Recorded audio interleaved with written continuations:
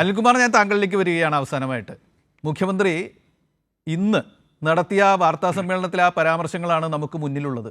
അദ്ദേഹം പലപ്പോഴും ഇതുപോലുള്ള പരാമർശങ്ങളുമായി കേരളത്തിന് മുമ്പിൽ നിന്നിട്ടുണ്ട്. അദ്ദേഹമാണ് അടിയന്തരാവസ്ഥ കാലത്ത് ഇപ്പോൾ നടക്കുന്ന ഷോകളുമായിട്ടും ഒന്നും താരതമ്യം ഇല്ലാത്ത വിധം ചോര പുരണ്ട ഷർട്ടുമായിട്ട് നിയമസഭയിലേക്ക് വന്നത്.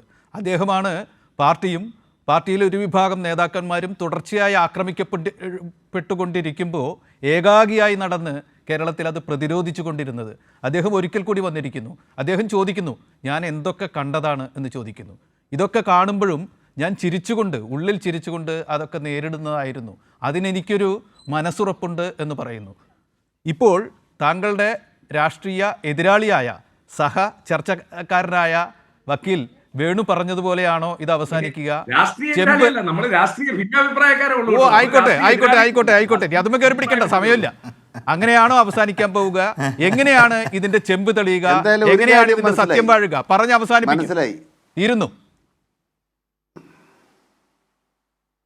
ഒരു സ്വന്തം ഡിഗ്രി സർട്ടിഫിക്കറ്റ് നാട്ടുകാരെ കാണിക്കാൻ കൊള്ളുകയില്ലാത്തൊരു പ്രധാനമന്ത്രി, അങ്ങേരുടെ കൂടെ എൻ്റെയർ പൊളിറ്റിക്കൽ സയൻസ് എന്ന് പറഞ്ഞൊരു വിഷയത്തിൽ ആരെങ്കിലും പഠിച്ചിട്ടുണ്ടോ?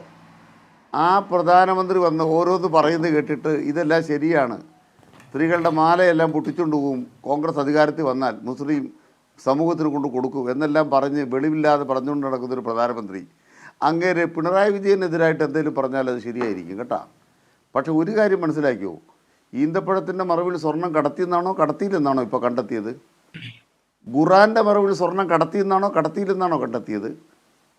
ഫൈസൽ ഫരീദ് എന്ന് പറയുന്ന ഒരു താലിബാൻ ഭീകരൻ, ഫൈസൽ ഫരീദ്, താലിബാൻകാരിപ്പോൾ ഡൽഹി വന്നിട്ടുണ്ട്. ഫൈസൽ ഫരീദ് എന്ന് പറഞ്ഞ താലിബാൻ ഭീകരൻ ദുബായ് സർക്കാരിൻ്റെ കോൺസുലേറ്റിലേക്ക് ദുബായ് സർക്കാരിൻ്റെ വക എമിറേറ്റ്സ് വിമാനത്തിലൂടെ 30 തവണ കള്ളസ്വർണ്ണം അയച്ചു കൊടുത്തു. അതിന് BJP കൂട്ടുന്നു എന്നാണ് ഇപ്പോൾ തെളിഞ്ഞിട്ടുള്ളത്. ദുബായ് വിമാനത്താവളത്തിൽ നിന്ന് തിരുവനന്തപുരം വിമാനത്താവളത്തിലേക്ക് കള്ളസ്വർണ്ണം അയച്ച് ദുബായ് സർക്കാരിൻ്റെ കോൺസുലേറ്റിലേക്ക് ആ സാധനം പോയാൽ അതിൻ്റെ ഫയലൊന്നും കേരള സർക്കാരിൻ്റെ ആഫീസിൽ എഴുതി വെക്കത്തില്ല എന്ന് വിവരമുള്ള എല്ലാവർക്കും അറിയാം. പക്ഷെ തലസ്ഥാനം കത്തി, മാതൃഭൂമിയിൽ ഫയല് കത്തിയെന്ന്. ഏത് ഫയല്? കള്ളക്കടത്ത് അവിടെ നടത്തിപ്പോണ ഫയല് കത്തുകയാണോ? എവിടെ ഫയൽ എഴുതി വെക്കും? ഞാൻ 50 കിലോ സ്വർണം കടത്തുന്ന ആരെങ്കിലും സെക്രട്ടേറിയറ്റ് എഴുതി വെക്കുമോ? ഇതൊക്കെ കേരളത്തിൽ നടമാടിയ കേരളത്തിൽ ഇപ്പോഴും സ്വർണ്ണക്കടത്തെന്ന് പറഞ്ഞുകൊണ്ട് നടക്കുക ഒരു കൂട്ടർ. പിന്നെ ശിവശങ്കരൻ ജയിലിൽ പോയ എന്തിനാണ്? അതാണ് മനസ്സിലാക്കേണ്ടത്. ശിവശങ്കരൻ വൈകുന്നേരം അദ്ദേഹത്തിൻ്റെ ജോലി കഴിഞ്ഞ് സ്വന്തം വീട്ടിലേക്ക് പോകുന്നതിന് പകരം അദ്ദേഹത്തിന് വ്യക്തിപരമായൊരു സൗഹൃദം ഉണ്ടായിരുന്നു. ആ സൗഹൃദത്തിന് അദ്ദേഹം കൊടുക്കേണ്ടി വന്ന വില അതിനപ്പുറം അക്കാര്യത്തിലൊന്നുമില്ല.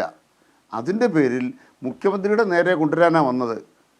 നേരിട്ടു, ഞങ്ങൾ തൻ്റെ ഇടത്തോടെ നേരിട്ടു. സ്വർണ്ണക്കള്ളക്കടത്തടക്കമുള്ള എല്ലാ ദുരാരോപണങ്ങളെ നേരിട്ടു. KT ജലീൽ എത്ര തവണ ED അടുത്ത് പോയി? എന്നിട്ട് സാക്ഷിയായോ? സാക്ഷി പോലും ആയില്ല. നിങ്ങൾ എത്ര മന്ത്രിയുടെ പേര് പറഞ്ഞു? ആരെങ്കിലും സാക്ഷിയായോ? എത്ര മന്ത്രിയെക്കുറിച്ച് ആരോപണം പറഞ്ഞു? 1-ാം മന്ത്രി, 2-ാം മന്ത്രി, 3-ാം മന്ത്രി. എന്നിട്ട് എന്തായി? ഇനി ആ കെട്ടുകഥയായിട്ട് പറഞ്ഞു നടക്കണോ? പിന്നെ രാഹുൽ മാങ്കൂട്ടം പാവം, പിന്നെ നിങ്ങളെന്തിനാ സസ്പെൻഡ് ചെയ്ത്? നിങ്ങളെന്തിനാ അയാളെ നിയമസഭയിൽ വരണ്ടെന്ന് പറഞ്ഞത്?